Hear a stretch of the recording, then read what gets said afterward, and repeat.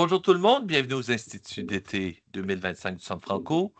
Mon nom est Louis Hull et aujourd'hui, je suis très heureux de vous souhaiter la bienvenue à la formation qui a comme titre Des routines mathématiques sur le codage maternel à troisième année. J'en profite pour souhaiter la bienvenue à notre formatrice, Nathalie Giroux. Bonjour Nathalie. Bonjour Louis. Et je vais aussi vous dire qu'on est très chanceux d'avoir cette formation parce qu'elle est créée par l'AFEMO. Donc, et Nathalie va vous en parler tantôt, là, mais merci à l'AFEMO aussi. Alors, quelques petites consignes. Veuillez noter que cette formation est enregistrée et qu'elle se retrouvera sur le site du Centre Franco au cours des prochaines semaines. Durant cette formation, on vous demande de ne pas utiliser de modules ou d'applications reliées à l'intelligence artificielle qui permettraient l'enregistrement global de cette formation. Ceci pour, justement, respecter les droits d'auteur. Durant la formation, si vous avez des questions ou des commentaires, n'hésitez pas à utiliser soit la boîte de clavardage ou encore votre micro.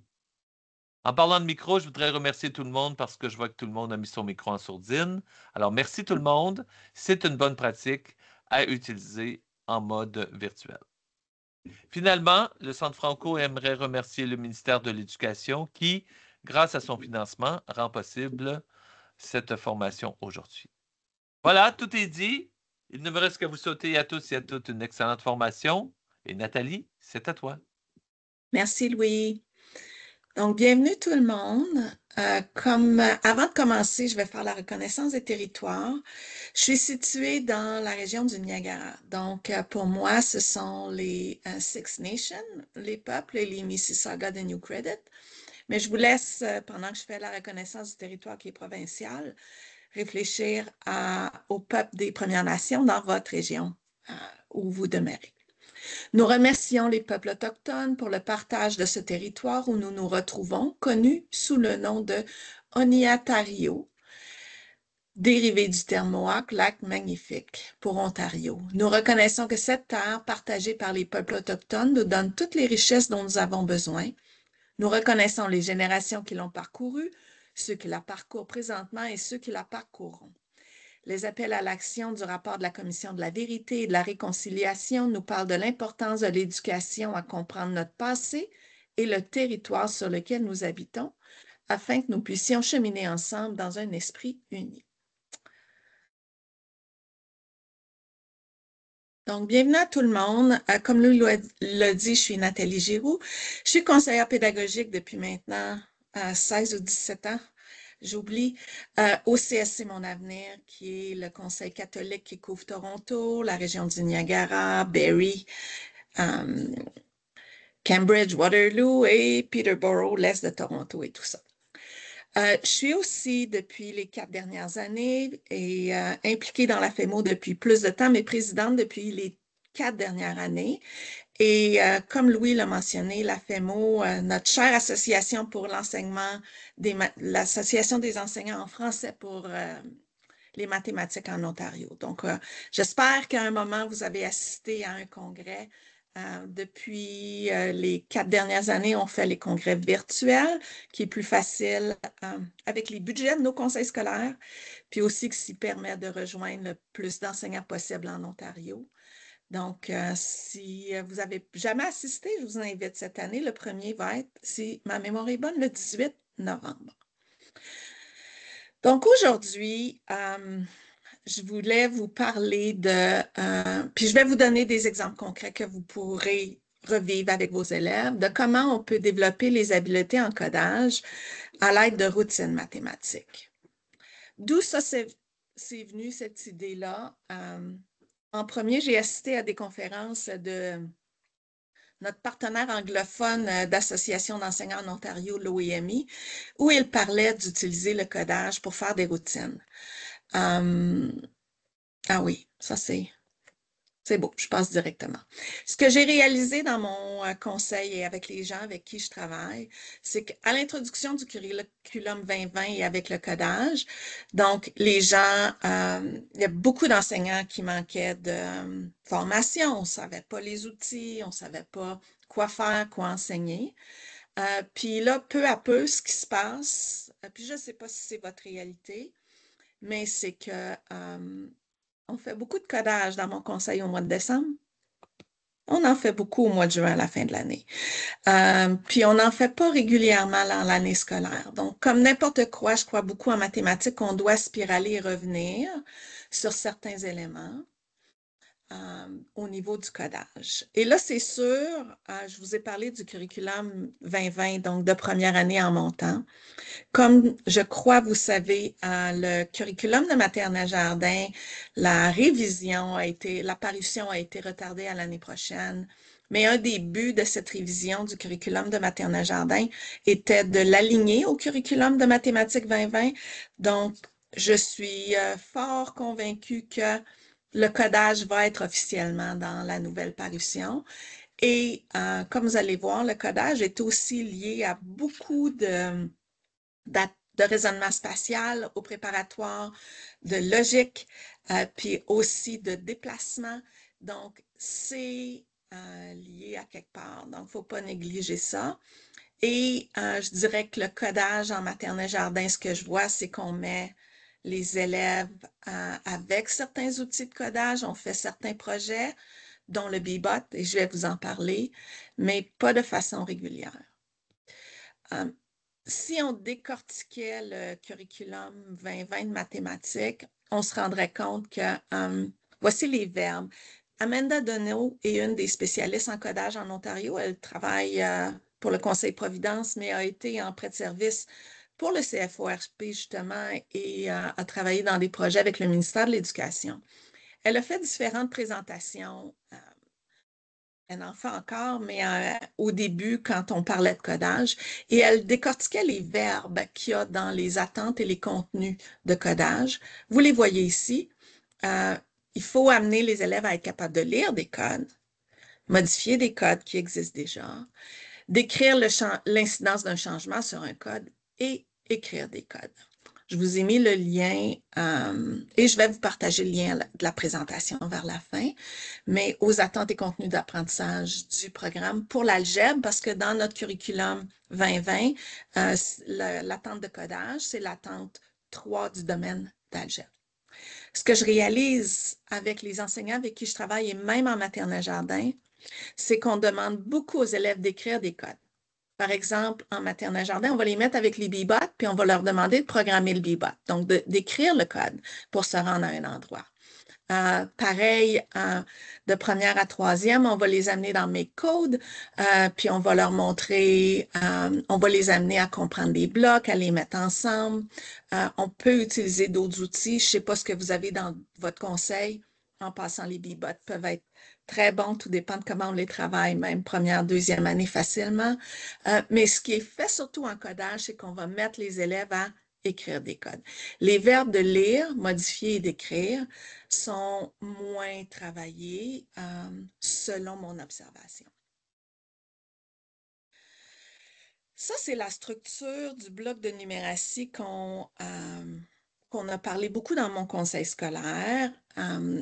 Ça vient d'une ressource qui est Math Workshop Essentials, qu'on a utilisé pour créer nos blocs de numératie. En passant, les blocs de numératie, c'est à partir de la première année. En maternelle jardin, on prône les mathématiques intégrées toute la journée. Mais comme vous remarquez, là, dans ces exemples-là, il y a des routines mathématiques qui commencent le début des blocs à chaque fois. Les routines mathématiques, il y en a énormément et c'est quelque chose qui est court et qui nous aide à mettre les élèves en tête. Au préparatoire, la routine devient une mini-leçon en elle-même à cause du temps d'attention des enfants. Normalement, là, en début d'année, 5-10 minutes. Plus l'année avance, ça dépend des groupes, mais c'est quelque chose qui est court. Donc, la routine peut devenir une mini-leçon en elle-même. Donc, les routines, je suis sûre que tout le monde avait entendu parler de routines mathématiques. C'est une pratique qui met beaucoup de l'avant la pratique pédagogique à fort impact des conversations mathématiques. Donc, il y en a que des jasettes bavardages sont une sorte de routine, les number talk image ou les images en un clin d'œil qu'on appelle, nous, la droite numérique, l'estimation. Il y a plusieurs. Il y en a au cycle primaire utilisent beaucoup Splat. Donc, il existe. Il y a des ressources, une infinité de ressources et une infinité de différentes routines mathématiques. Et là est venue l'idée, suite à la conférence que j'ai assistée, de pourquoi on ne ferait pas des routines mathématiques en codage? Pourquoi on ne générerait pas des discussions entre les enfants pour les amener à développer les verbes de lire des codes qui se fait bien avec une routine, dans une routine mathématique, de réfléchir à ce qu'on pourrait faire pour modifier un code et d'écrire l'incidence d'un changement. Donc, c'est ce que je vous propose, d'essayer de vivre des routines mathématiques avec vos élèves en codage pour aller travailler les verbes qu'on travaille moins, puis pour insérer ça plus régulièrement dans votre planification dans l'année scolaire. Là, j'ai parlé beaucoup, mais est-ce qu'il y a des questions? Est-ce qu'il y en a parmi vous, je ne vous ai pas posé la question, qui est en maternelle jardin? Est-ce que ou j'ai tout déjà? Pouvez-vous m'indiquer votre niveau scolaire dans la boîte de clavardage? Ou votre rôle? Peut-être vous êtes conseiller pédagogique ou d'autres choses?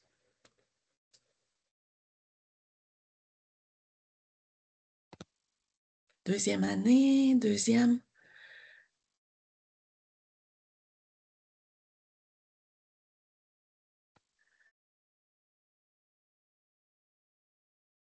OK, donc je vais parler de maternelle. OK, super. Donc, parfait. Fait qu'on n'a pas de troisième. Est-ce qu'il y en a? Mais il y a des conseillers pédagogiques, mais il n'y en a pas de troisième. OK. Donc, je vois qu'il y a quelqu'un. Ah, super, Nancy. Je vois qu'il y a quelqu'un du Québec et il y a un site que j'adore qui est vraiment bien fait pour le codage pour les plus jeunes. Donc, je vais vous amener là. Voici ma première exemple. Donc, avec les plus jeunes,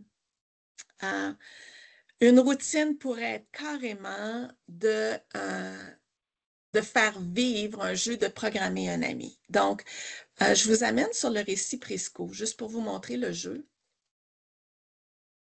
Et vous avez le lien, hein, vous avez tous les onglets là, que vous pourrez fouiller. Là. C'est... Oh, c'est triste ça, s'il va disparaître bientôt. Bon, merci de l'information, Julie, par exemple. Je vous montre quand même le jeu, que le site soit là ou pas, vous pouvez quand même le faire. Donc, on programme un ami et j'adore beaucoup leur télécommande qu'on pourrait imprimer. Donc, pour le faire en routine, ce que je ferais, c'est que j'aurais des cartes de déplacement ou des consignes écrites avec un visuel, donc avec des flèches. Et je mettrais un élève en avant. Et si vous avez une classe avec des tuiles, donc ça pourrait même être sur les tuiles du plancher, où on dit, OK, voici mon ami Jérémy. Si je lui dis de faire 3 pas en avant, 4 pas à droite, 2 pas en arrière, où est-ce qu'il va arriver?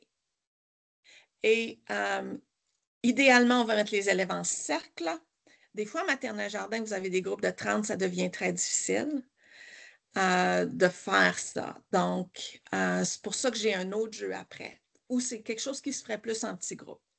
Donc, le codage avec les plus petits et la routine peut définitivement se faire avec du concret où les élèves bougent. OK? Donc, ce que je ferais, c'est que je mets les élèves 2 à 2. Ils sont à côté d'un partenaire de discussion. C'est sûr, en maternelle jardin, il faut les entraîner. J'ai une enseignante et j'en fais avec elle. Elle dit aux élèves de se mettre genou à genou. Donc, les élèves se tournent. Et là, hein, pour les plus jeunes et même en première année, tout dépend du niveau de français, du niveau de langage, vous pouvez leur donner les débuts de phrases. Jérémy va arriver et là, l'élève a juste à compléter avec un mot. Donc, c'est des choses. La conversation, la réflexion est importante parce qu'il y en a pour qui c'est rapide dans leur tête, d'autres beaucoup moins, mais c'est cette conversation-là et ces discussions qui vont aider. Donc, voici un exemple de routine qu'on pourrait faire vivre. Et après, si j'étais en première année, deuxième année, pourrait devenir un centre de numératie. Si j'étais en maternelle jardin, définitivement, ce jeu-là pourrait être un jeu que j'insère dans mes aires d'apprentissage. vous m'arrêtez si vous avez des questions. Oui, Nancy, tu as raison, la routine est très importante. Et c'est pour ça que la routine mathématique, puis la conversation que je vous donne, là, je vous donne un exemple en codage, mais ça serait la même chose et cette routine-là de parler ou de donner qu'on ferait avec d'autres routines que celle de codage. En voici une que vous pouvez utiliser. Ça, c'est plus facile avec, tout dépend de physiquement votre classe, si on ne peut pas réunir les élèves en cercle, assis par terre ou tout ça. Ceci dit, vous pourriez aller au gymnase ou dans des plus grands espaces, s'il y en a dans votre école, la bibliothèque, je sais que nous, on a des salles plus technologiques où on a de l'espace un petit peu plus, on peut bouger les meubles plus facilement, donc à vous de réfléchir. Si jamais vous avez des grands groupes, c'est impossible. On a notre espace de tapis, on a 28 élèves en maternelle jardin, donc voici un exemple qu'on pourrait projeter cette grille-là. Et je vous présente 3 exemples, 3 questions à faire, donc avec les élèves. Là, je vous donne les 3 questions sur la même diapo. Tout dépend du temps de l'année où vous faites ça ou votre groupe. On peut arrêter une question, c'est suffisant. On ne dépasse pas 5-10 minutes, il faut que ça soit court. La fréquence est plus importante que la longueur. Donc, voici ma première question et je vous invite de... oui, Nancy, tu mentionnes aller à l'extérieur. Bonne idée également. Je présenterai cette grille-là à mes élèves et là, je leur dirai, on va lire le code et je le lirai avec eux. Donc, et toi, je veux que tu réfléchisses à où va arriver le bonhomme sourire. Donc, le bonhomme sourire, il est ici. Tu le vois, il est en jaune ici. Donc, mon code dit débuter. 3 cases vers le bas. 3 cases vers la droite. 2 cases vers le haut. Là, j'ai dit vers le bas, vers le haut, mais je le sais que j'ai des enseignants avec qui on travaille souvent parce que c'est souvent les codes pour les bibotes où on va dire le bibot recule ou le bibot avance. À vous de voir. À un moment, les 2 vocabulaires pourraient être intégrés. Fin. Et là, je vous demande de le faire. Donc, ce que vous devriez voir dans votre salle de classe, c'est les élèves, ils vont bouger leurs mains, ils vont bouger leurs yeux. Physiquement, on va voir du raisonnement spatial se passer. Donc, où va arriver mon bonhomme sourire? Pouvez-vous écrire dans la boîte de clavardage?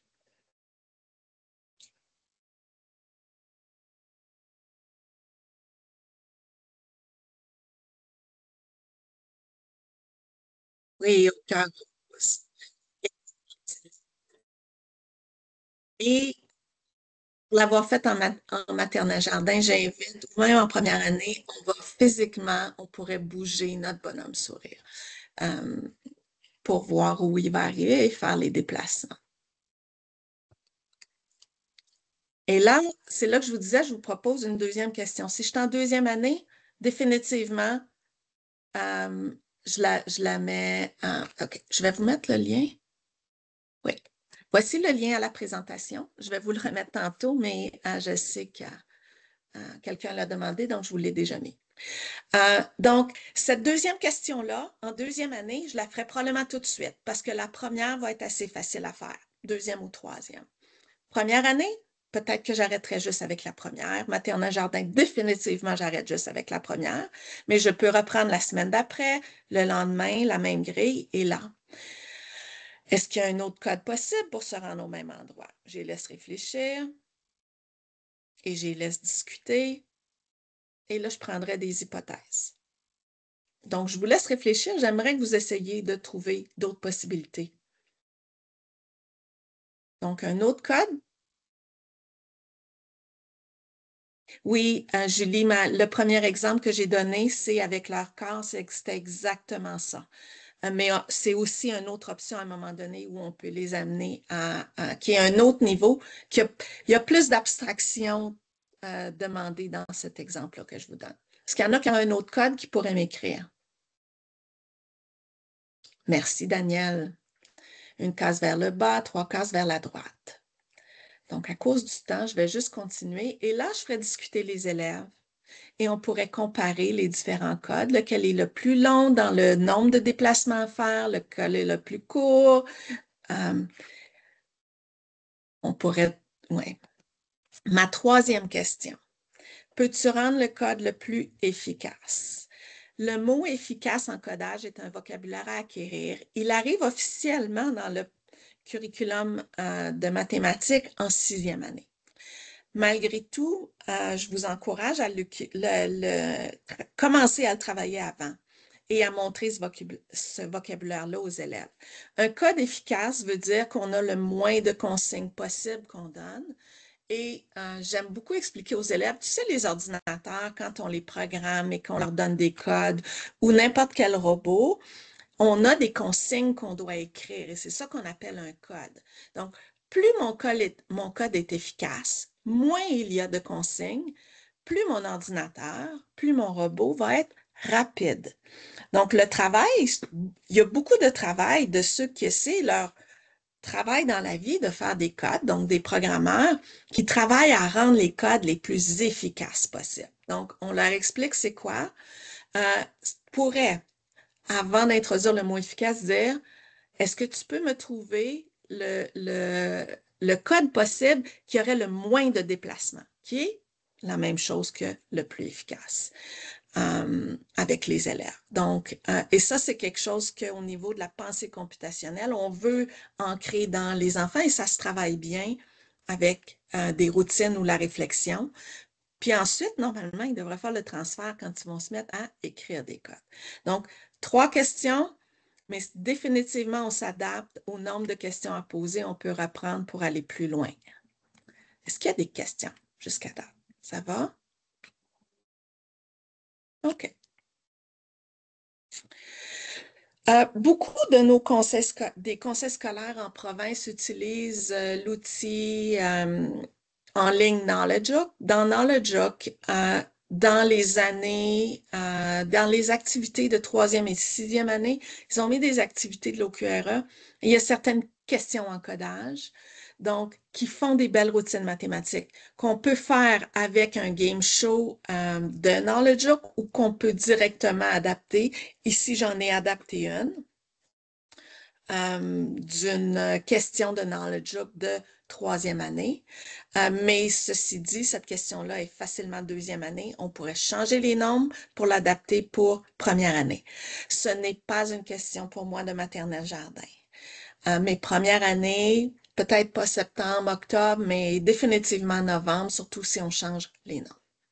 Donc, et je vais vous demander de faire l'exercice, quel est le nombre affiché si le nombre entrée est 3? Donc, début, entrée, nombre. Additionner 15 et soustraire 6 de nombre. Afficher nombre. Fin. Donc, dans la boîte de clavardage. Quel est le nombre qu'on devrait voir affiché?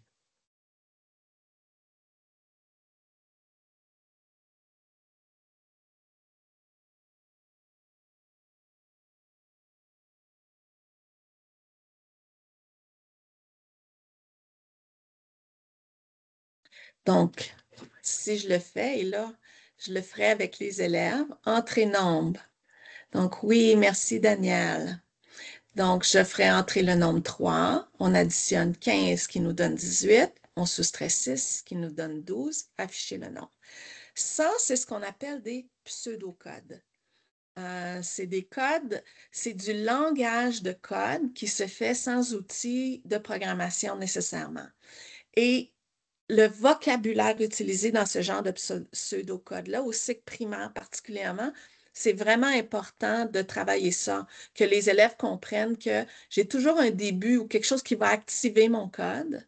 Ensuite, je vais entrer des données et je vais faire afficher des choses. Donc, c'est du vocabulaire qui est intéressant à travailler et les routines s'y prêtent bien.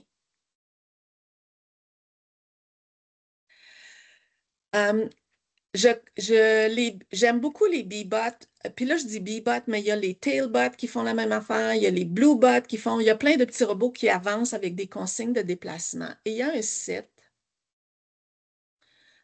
qui est la classe de Florent où il y a un entraînement de Bee-Bot que j'aime beaucoup. Et ça, je l'ai fait en maternelle jardin, je l'ai fait en première année.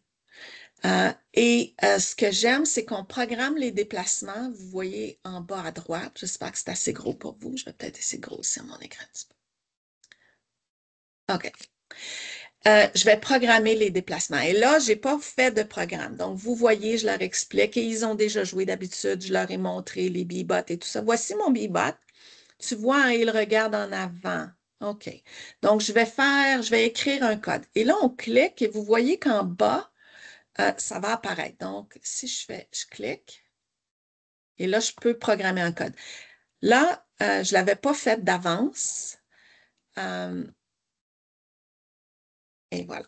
Donc, celui-là est plus compliqué. Là, je le donnerais peut-être première année, début deuxième. Et je mettrai les élèves encore à 2 et je pose la question. La première question souvent à poser est: qu'est-ce qui va arriver si je pèse sur Go? Qu'est-ce qui va arriver? En maternelle jardin, au début, on avait fait juste 3 choses au début, puis après, on peut en mettre plus. Mais qu'est-ce qui va arriver? Où est-ce qu'il va arriver? Essayez de le faire.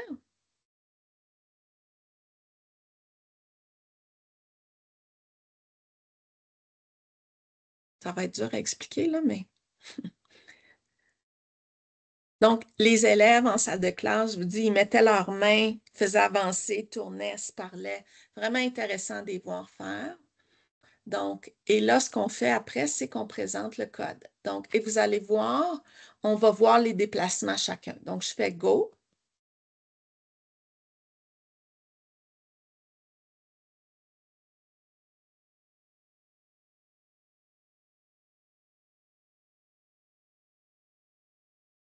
Donc, ça fait le même bruit que le bibot. Euh, et quand on fait ça et que les élèves ont l'engagement est vraiment intéressant.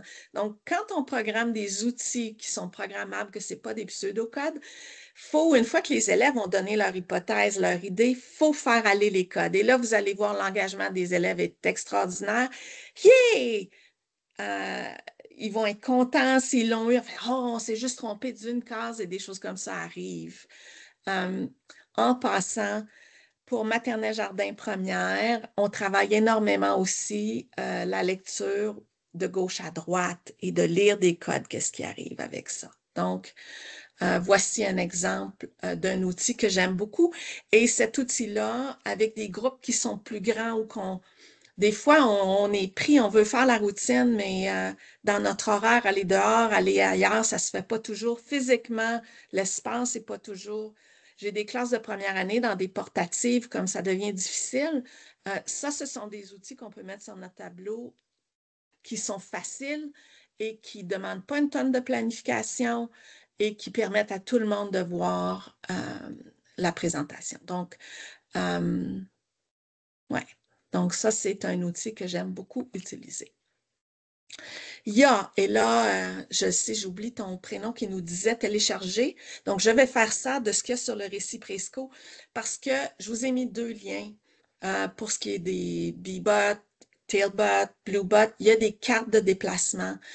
C'est vraiment important pour faire les routines, c'est qu'il faut que l'élève lise les codes, n'est-ce pas? Donc, les cartes de déplacement peuvent être des outils intéressants parce que je pourrais avoir mon tapis de Bebot, installer mes élèves en rond et au lieu d'utiliser l'outil que je viens de vous montrer, mettre mes cartes de déplacement et ensuite générer une discussion avec où est-ce qu'il va arriver. Puis là, je peux aller plus loin avec, est-ce qu'il y a une autre façon de se rendre? Est-ce que c'est le code le plus efficace? Est-ce qu'on peut essayer de le faire, de se rendre au même endroit avec le moins de consignes possible pour Bebot? Donc, vous pouvez télécharger, imprimer ces cartes-là qui sont très utiles. Est-ce qu'il y en a d'entre vous qui... merci beaucoup, Julie. Est-ce qu'il y en a d'entre vous qui connaissez ou qui utilisent Scratch Junior?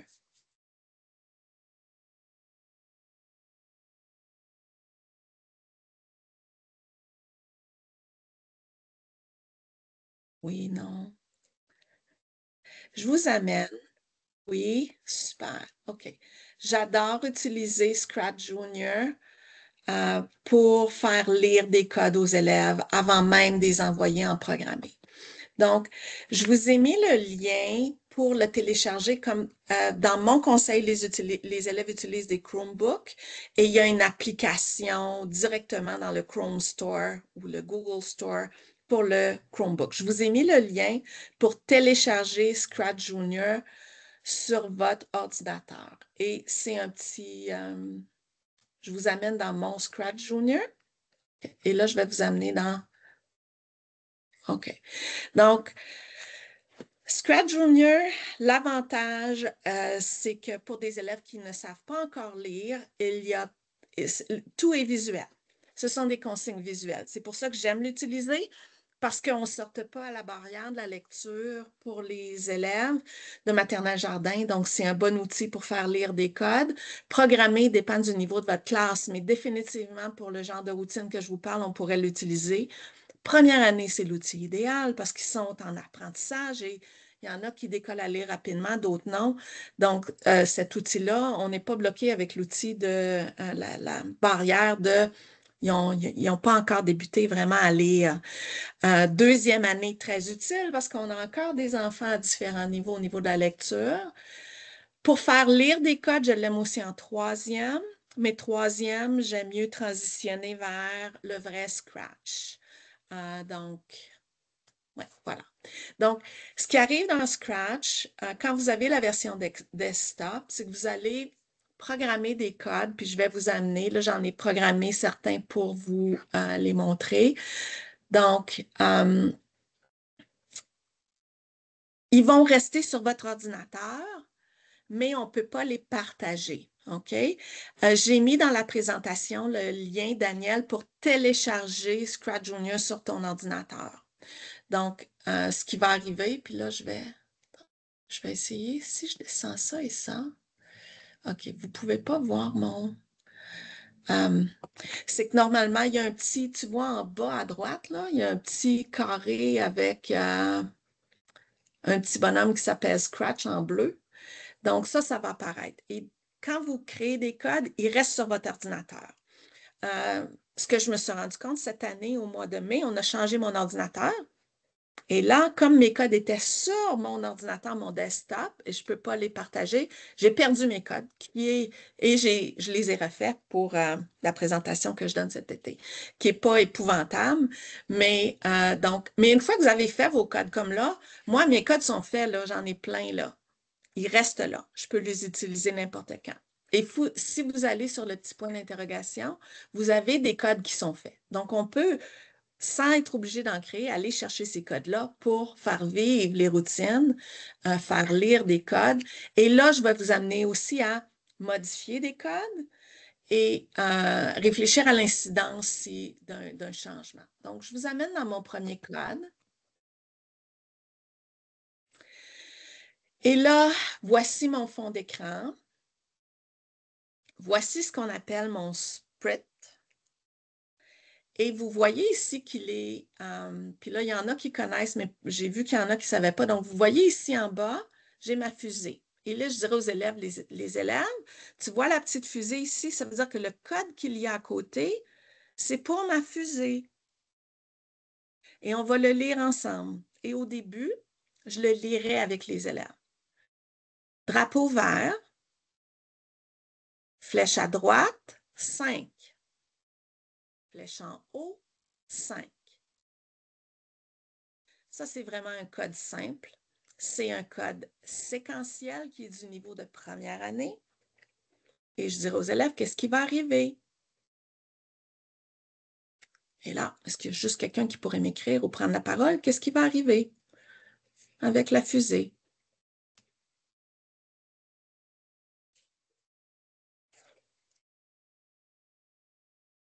Je peux dire quelque chose? Bon, j'essaie Oui, d'imaginer. Je me dis que la fusée peut-être va se déplacer, elle va se déplacer, elle va se déplacer tout doucement 5 fois et elle va se déporter à une certaine distance de 5 pas. OK. Donc, elle va se déplacer là.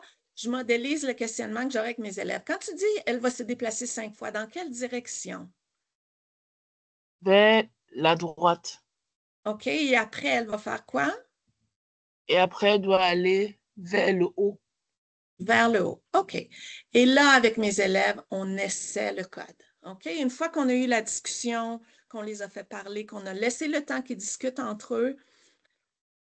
Merci, Julie. Et là, je l'essaye. Oh, est-ce qu'on avait raison? Oui, on avait raison. Mais les élèves, moi, j'aimerais ça. Et là, si j'étais en première année, ça serait une autre journée. C'est sûr. Si j'étais en deuxième année, je ferais ma deuxième question tout de suite. Si j'étais en maternelle jardin, c'est sûr, j'arrêterais là. Troisième, je recommencerai. Donc, on va la remettre au début. Et là, en cliquant sur en haut, je la remets au début où est-ce qu'elle était. OK. Moi, j'aimerais que ma fusée se déplace comme ça, en diagonale, sur une ligne oblique. Qu'est-ce qu'on pourrait faire? Je vous laisse réfléchir.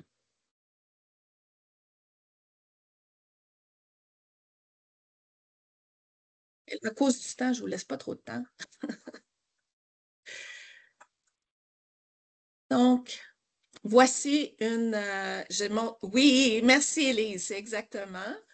Donc, regardez maintenant, est-ce que ça fonctionne? Si au lieu de faire 5 et 5, on fait monter, parce qu'il n'y a pas de flèche.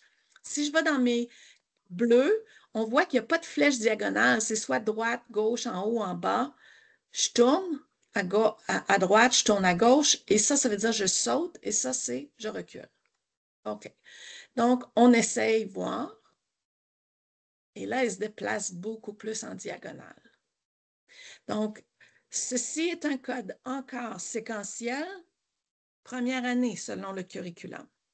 Mais là, je pose ma question. Les élèves, ce code-là, il y a combien de consignes? Il y en a 1, 2, 3, 4, 5, 6, 7, 8, 9, 10, 11, 12. Et on n'est même pas rendu jusqu'au bout. Est-ce qu'on pourrait... Oui, merci Caroline, tu as devancé. Oui, on pourrait insérer une boucle. Donc, si je vais dans le orange, je pourrais insérer une boucle. Mais moi, j'ai préparé le code. Donc, normalement, si je vais dans mon exemple 3, on va le trouver.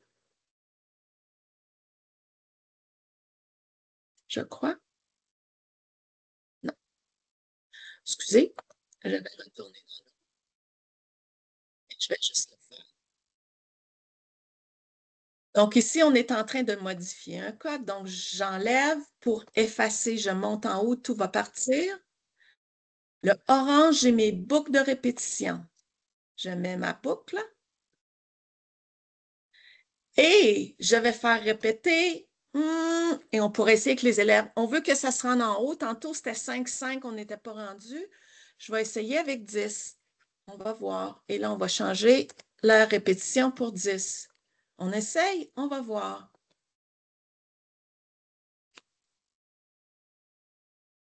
Oui. Et là, on pourrait essayer. Elle n'est pas tout à fait partie d'en mettre plus. Donc, je viens d'insérer une boucle de répétition. Selon le curriculum, ça, c'est un code de troisième année. Il faut montrer les boucles de répétition en troisième année.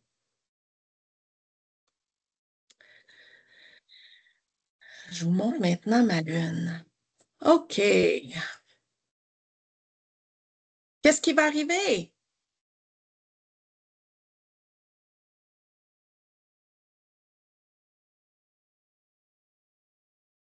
Voici encore un code séquentiel que je pourrais faire vivre en maternelle jardin, première année, même début deuxième année pour les remettre. Elle va tourner sur place, donc on va essayer. Merci, Élise. Oui, elle tourne, la lune tourne. OK. Donc, le fait de faire lire les codes, et là, j'aurais pu les lire un après l'autre avec eux, leur permet de voir qu'est-ce qui arrive avec ces consignes-là.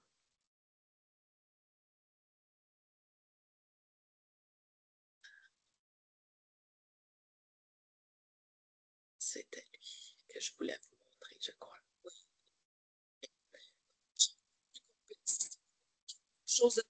J'ai deux sprints. Ça, c'est le programme pour la fusée. Ça, c'est le programme pour la Lune. Ça, c'est ce qu'on appelle un code simultané. Dans le curriculum, c'est un code de deuxième année qui ne m'empêche pas de montrer certaines de ces choses-là en maternelle jardin plus tard dans l'année et même première année, parce qu'ils sont quand même capable. C'est juste qu'on ne peut pas évaluer ça, mais on peut définitivement l'aborder. Donc, je vous laisse regarder et on va lire mon code avec la Lune. Donc, qu'est-ce qui va arriver? Et ça, on l'a vu normalement. Elle va monter en diagonale. Et là, il y a une autre image. Ici, ça nous montre qu'elle va arriver où?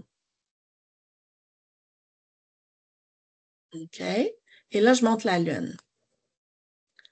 Regarde ça ici, ce symbole-là, qui veut dire le début de mon code. Hein?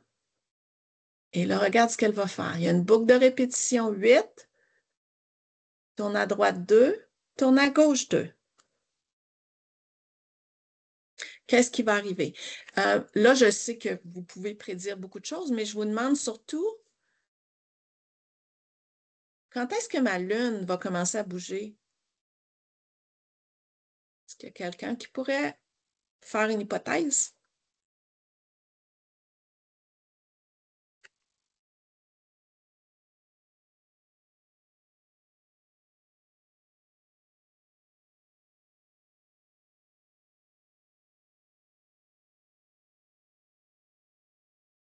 Je l'essaye et on regarde. Ce qui est intéressant, c'est que vous allez voir quand je fais le code, lorsqu'il y aura un contact avec la fusée. Merci, Caroline. Donc, on y va et vous allez voir, là, je vais laisser la Lune pour que vous voyez, puis vous allez voir le code s'afficher avec quelque chose de rouge autour, si ma mémoire est bonne. Et voilà.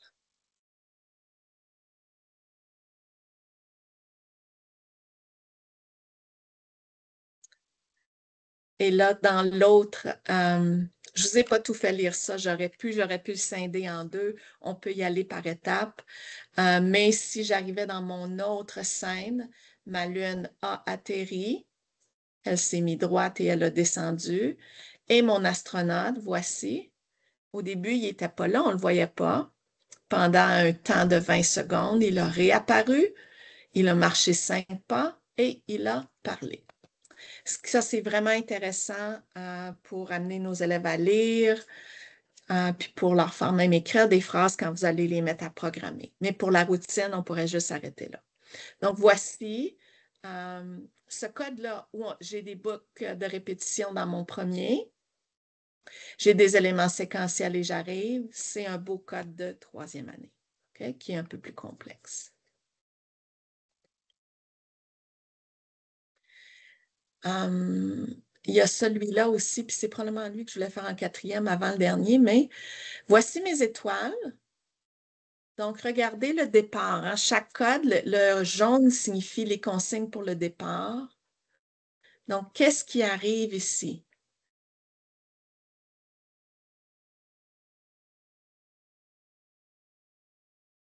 Tu peux, Daniel, faire bouger plus lentement. Ce qu'il faut, c'est que tu insères du temps. Tu vois cette consigne-là ici de l'horloge avec des secondes, tu pourrais mettre ça entre tes consignes. Donc, si j'ajoute un 10 secondes ici, où je pourrais changer le temps, va faire que je vais voir les deux. Tiens, on va l'essayer. C'est pas tout à fait des secondes, je crois, là, mais je vais vous montrer la différence, mais ça pourrait être une façon. Donc, cette consigne-là, c'est quand je touche. C'est une autre façon de le partir. OK, on y va. Je clique sur le drapeau vert et maintenant, je peux toucher. Et voilà. Si j'insère le 10, et voilà. Donc, ça serait ta façon, Daniel, de rajouter du temps entre les blocs de programmation pour que les élèves les voient un petit peu plus. C'est la même chose tantôt, je vais vous montrer dans Scratch, on pourrait faire ça. OK? Donc, je voulais vous montrer ces trois façons-là de démarrer un code, mais ce qui est important que les élèves comprennent, c'est, tu sais, un code, c'est une sorte de langue. Voici la langue de Scratch Junior. Et la langue, pour faire démarrer le code dans Scratch Junior, tu as plusieurs façons. Tu peux faire toucher un autre objet, tu peux toucher sur le drapeau vert, tu peux cliquer directement sur l'objet. Voici un autre, et ça, c'est un code où là, la question que je poserai aux élèves, est-ce que vous entendez le bruit Est-ce que j'ai partagé avec le son? Est-ce que vous entendez le bruit que ça fait? Oui ou non?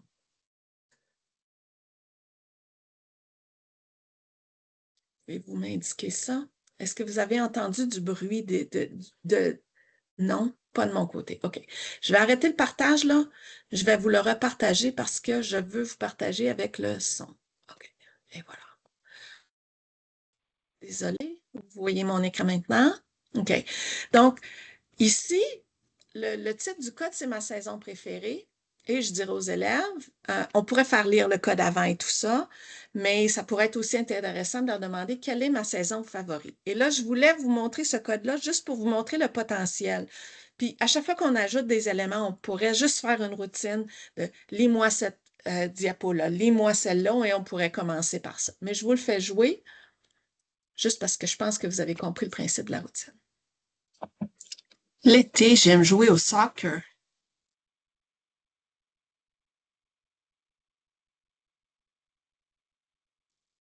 J'aime vraiment beaucoup l'été. En automne, les feuilles des arbres tombent. En automne, les feuilles des arbres tombent.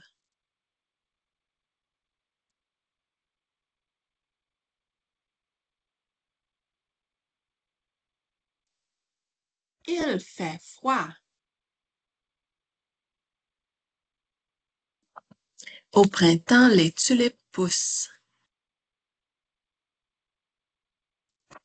As-tu deviné ma saison préférée?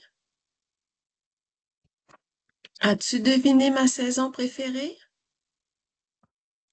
OK, donc définitivement, j'avais inséré la phrase « J'aime beaucoup l'été » pour que les élèves puissent me dire l'été, mais je voulais aussi vous montrer le potentiel. Les élèves peuvent s'enregistrer leur voix et tout ça. Donc, je voulais vous montrer cet outil-là que j'utiliserai définitivement pour faire lire des codes, modifier des codes, décrire l'incidence d'un changement. Par exemple, je pourrais demander aux élèves, qu'est-ce qui arrive si je change le 9 ici et je le mets à 1? Et là, je laisse les élèves discuter et on regarde les changements qui se passent. Donc, puis définitivement, en première année, deuxième année, c'est un bon outil pour, puis on peut faire des projets plus complexes avec ça. J'ai vu un projet de programmer le cycle de l'eau avec Scratch Junior. Le gros avantage pour moi de cet outil-là, c'est l'absence de lecture. Donc, on travaille vraiment la logique, la pensée computationnelle sans farger trop dans les composantes de littératie. Ceci dit, on peut faire des histoires. Donc, est-ce qu'il y a des questions sur Scratch Junior?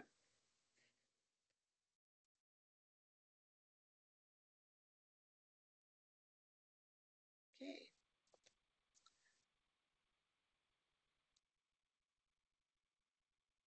OK. Donc, je vous ai mis certaines pistes de questionnement que je vous ai fait vivre un peu avec Scratch Junior pour animer la routine ou la conversation. Puis, je le répète, mais pour moi, c'est vraiment important de garder en tête que ça ne devrait pas plus durer que 10 minutes, une routine pour lire un code et tout ça, regarder. Et pour l'avoir fait beaucoup en maternelle jardin, première année, deuxième année, même troisième, même au cycle moyen, les élèves, quand on fait vivre leur hypothèse, l'engagement est vraiment là, la participation est vraiment là. Donc, voici le vrai Scratch. Je vous amène dedans. Vous avez le lien au programme que je vous et je ferai lire le code. Donc là, vous allez voir le vrai Scratch. La majorité des conseils, c'est un outil qu'on a en ligne. Et je vais aller voir à l'intérieur le code. Là, il y a beaucoup de mathématiques dans Scratch. Il y a de la lecture. Ah, puis là, il faut que je mette mes settings. OK, c'est parce qu'il m'est arrivé. On a juste à mettre les settings en français, là, et les cons. Et voilà. Je m'excuse. Quand je l'ouvre sur un nouveau compte, il fallait que je le mette. Donc, tout est en français, mais il y a quand même de la lecture impliquée et il y a des connaissances mathématiques un petit peu plus avancées. Donc, pour moi, c'est un outil avec les enseignants avec qui je travaille qu'on introduit en troisième année selon le niveau de nos élèves ou de notre groupe, mais qui peut être introduit. Donc là, je dirais aux élèves qu'est-ce qui arrive quand je vais cliquer sur mon drapeau vert. Et là, je lirai le code avec eux. Quand le drapeau vert est cliqué, puis je vais le lire juste au cas où vous ne voyez pas bien, caché. Aller à X0, Y0, s'orienter à 90. Effacer tout. Stylo en position d'écriture. Mettre la taille du stylo à 3. Avancer de 100 pas. Tourner de 90 degrés. Attendre 1 seconde. Avancer de 100 pas. Tourner de 90 degrés. Attendre 1 seconde. Avancer de 100 pas. Tourner de 90 degrés. Attendre 1 seconde. Avancer de 100 pas. Tourner de 90 degrés et attendre 1 seconde. Est-ce que vous pourriez faire des hypothèses? Et là, je mettrai les élèves en discussion encore 2 à 2 avant d'avoir une discussion avec le groupe. Qu'est-ce qui pourrait arriver dans ce code-là? Quelqu'un qui voudrait prendre une chance.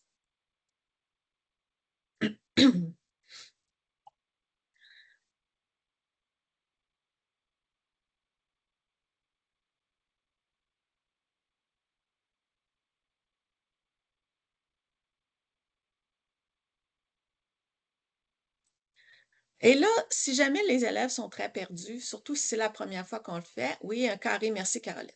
On pourrait les guider avec certaines questions. Donc, moi, je pense que parce qu'il y a un crayon, il y a quelque chose qui va, c'est comme on va voir quelque chose se dessiner. Parfait. Qu'est-ce que ça pourrait être?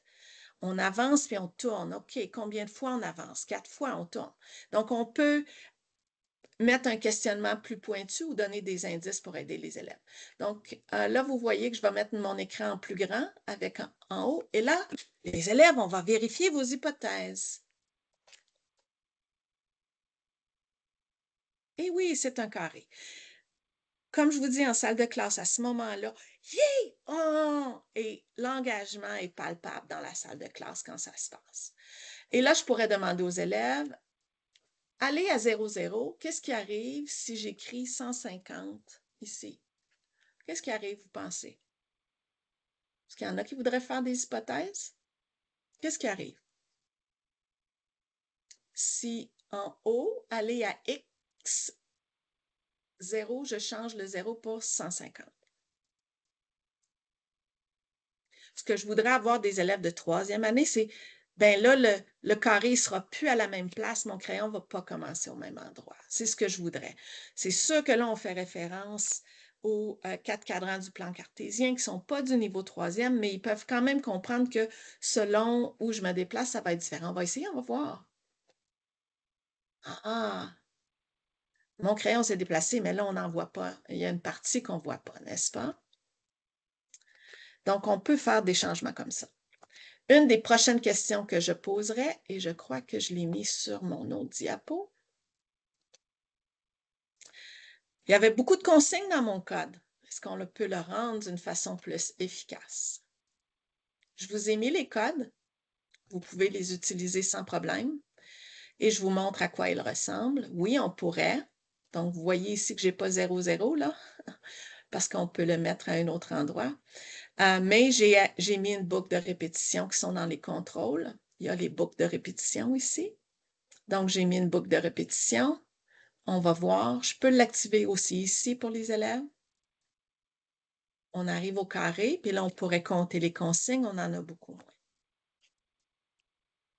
Donc, ce qui est intéressant de ce code-là, c'est qu'on se trouve aussi à travailler, puis ça devrait être ça le codage dans le curriculum de mathématiques, c'est qu'on code pour faire des maths. Scratch est un bon outil pour coder, pour faire des maths à cause de toutes les composantes de mathématiques. Ouais. Donc, les codes que je vous ai montrés, vous pouvez les utiliser. Puis, j'ai oublié de vous montrer, mais je vais y aller. Quand on va dans la page du projet, il y a des notes et crédits. Donc, vous pouvez voir qui a fait les codes. Donc, les 2 codes que je viens de vous montrer, c'est moi qui les a faits. Mais il y a des exemples de codes, des fois, que je vais utiliser quand je vais à mon compte, qui ne sont pas des codes que moi j'ai faits, mais que j'ai pris. Par exemple, j'en ai montré un pour mon atelier du cycle moyen qui vient du ministère de l'Éducation dans leur présentation. Donc, c'est une belle façon de parler de c'est correct de s'inspirer de d'autres codes et tout ça, mais il faut donner le crédit. Donc, on peut parler des droits d'auteur et tout ça avec ça. Il y a un autre outil que j'aime beaucoup, pas pour maternelle jardin. Première année, ça dépend des groupes. Définitivement deuxième et troisième, qui sont les microbits. Microbit, d'habitude, c'est une technologie qu'il y a dans toutes les écoles en province. Puis je vous dirais dans les écoles secondaires énormément, parce que le microbit, qui est un petit... est-ce que vous connaissez le microbit? C'est un petit carré avec des lumières qu'on programme, oui, excellent Caroline, qu'on programme, puis on programme à l'ordinateur avec des blocs, puis on télécharge, OK? Donc, je vais vous amener dans le microbit. Je vais vous le montrer, puis je vais aller dans le simulateur même avant de vous montrer. Donc, ça ressemble à ça, un microbit. C'est pas plus gros que ça. Là, je l'ai fait jouer, là, ça va vous donner un indice sur le code, mais c'est correct. Donc, il y a un petit bouton qu'on presse. C'est plat. On a un fil qu'on connecte à notre ordinateur pour télécharger le code. Puis, il y a des boutons lumineux, il y a des choses qui apparaissent dessus, selon ce qui a été programmé. Puis, on peut programmer avec différents consignes de début, donc en pressant sur le A, en pressant sur le B, en pressant sur A et B en même temps. Puis aussi, il y a, si je fais juste le brasser, shake. Donc, et là, je suis dans le simulateur, mais je vais vous amener dans le codage en bloc. Voici. Et c'est aussi du codage en bloc qui est le codage, le langage, un langage approprié pour l'élémentaire. Dans le fond, le codage en bloc, c'est un langage qui est prôné et approprié pour ce niveau d'âge-là. Ce qui est intéressant, puis là, je le dis pour ceux, si jamais vous allez à d'autres niveaux, mais je ne m'empêcherai pas en deuxième, troisième année de leur dire, vous savez, quand on programme, on code, il y a différentes langues. Il y a la langue du Bebot, il y a la langue du Tailbot, il y a la langue de Scratch, il y a la langue de Microbit. C'est toutes des langues de codage comme le français, l'anglais, l'espagnol sont des langues. Donc, si vous allez voir ici, donc voici le codage en bloc, mais vous pouvez aller voir, on utilise beaucoup Python quand on arrive à 7e, 8e au secondaire, même 6e, j'aime ça leur montrer. Voici à quoi ça ressemble. Et là, on voit le langage. Pour les plus vieux, ceux qui sont conseillers pédagogiques, cet outil-là est intéressant. L'autre avantage d'utiliser le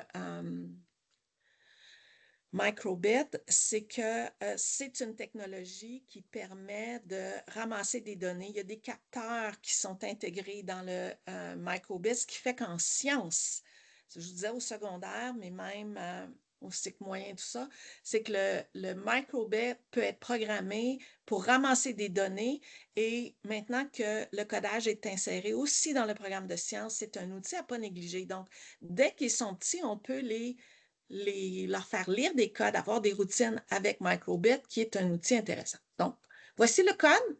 Lorsque secoué, montrer nombre, choisir au hasard de 1 à 6. Et là, je demanderai aux élèves, qu'est-ce qui va arriver? Naturellement, ça, c'est un dé qu'on a programmé avec le Microbit. À cause du temps, je vous amène direct dans le simulateur. Si je le shake, là, je clique sur shake. Vas-y, shake, shake, shake, shake. OK. Et voilà, je fais aller. Et là, ça me dit, oui, là, ça me donne 1. Là, ça me donne 4, 5, 4. Ça te fait penser à quoi? Ça me fait penser à un dé. OK. Qu'est-ce qui arriverait si je changeais les nombres, puis je mettais un 0? Donc, on pourrait changer les nombres et voir si je mettais un 8. Donc, voici un code que vous pouvez utiliser. J'aime aussi celui-là. Je vous ai montré des codes microbit plus simples qui sont du niveau cycle primaire, qu'on pourrait les faire lire. Donc, lorsque le bouton A est pressé, si choisir au hasard vrai ou faux, alors montrer l'icône bonhomme sourire, sinon montrer l'icône un carré. Qu'est-ce qui va arriver? C'est comme une pièce de monnaie, celui-là. Donc, si je le lance, Si je presse sur A, je vais soit voir apparaître le bonhomme sourire ou le carré. Ça, c'est un code conditionnel qui arrive officiellement en 5e année, mais on peut quand même les exposer à des codes comme ça. Donc, si je presse sur mon A, voilà, là, j'ai un bonhomme sourire. Là, j'ai mon carré, bonhomme sourire, bonhomme sourire. Est-ce qu'on pourrait programmer d'autres visages? Est-ce qu'on pourrait programmer d'autres choses? Donc, vous pourriez aussi vivre des routines avec ça. Donc, en terminant, il me reste 2 minutes. Ce qui est vraiment important, c'est de bien planifier votre questionnement. Donc, quand on demande aux élèves qu'est-ce qui va arriver, on est en train de leur faire lire des codes. C'est ça qu'on veut travailler avec eux. Si je planifie qu'est-ce qui arrive si je modifie ça, je suis en train de voir l'incidence d'un changement. Comment je pourrais rendre mon code plus efficace? Je suis en train de modifier un code. Donc, votre questionnement va vraiment chercher ce que vous voulez travailler. Cassez-vous pas la tête, là, je vous ai donné plein de codes, je vous en ai montré, vous pouvez réutiliser les mêmes idées. Donc, moi, avec mes enseignants, on essaye d'en faire une routine en codage à toutes les 2 semaines, à peu près toute l'année. Et il y a des moments qu'on va faire plus intensément dans le codage, mais ça garde, parce qu'il y a énormément de logique et la logique est tellement importante en mathématiques n'importe où. Donc, c'est payant et derrière beaucoup de codes, on travaille d'autres éléments en maths, comme du raisonnement spatial, les déplacements. Là, vous avez vu les formes géométriques. Il y a d'autres éléments de mathématiques qu'on travaille aussi, donc n'hésitez pas à réutiliser. Encouragez la discussion avec vos élèves. Si dans vos salles de classe, vous voyez que quand vous les mettez à discuter en deux, il y a des élèves comme moi qui parlent beaucoup, je vous mets le lien à la présentation tout de suite. S'il y en a qui parlent beaucoup, organisez votre conversation. Donc, vous dites, premier ami, tu parles, et l'on donne 20 secondes. Deuxième ami, tu parles. Donc, c'est vraiment important que tout le monde parle. Organisez votre pense-parle-partage au besoin pour qu'il y ait le plus de discussions possible. Et faites faire les codes après. C'est à force de valider les hypothèses des élèves. Vous allez aller chercher l'engagement, mais c'est là que, c'est ça qui arrive et éventuellement vont devenir très bons. Vous pouvez augmenter la difficulté des codes et tout ça. Donc, sur ce, il est midi. Vous avez mes coordonnées au début de la présentation. Je vais arrêter l'enregistrement. Puis s'il y en a qui ont des questions, je reste en ligne pour ça. Et je ne sais pas si Louis est avec nous, mais s'il est là, il va vous donner un petit mot de la fin.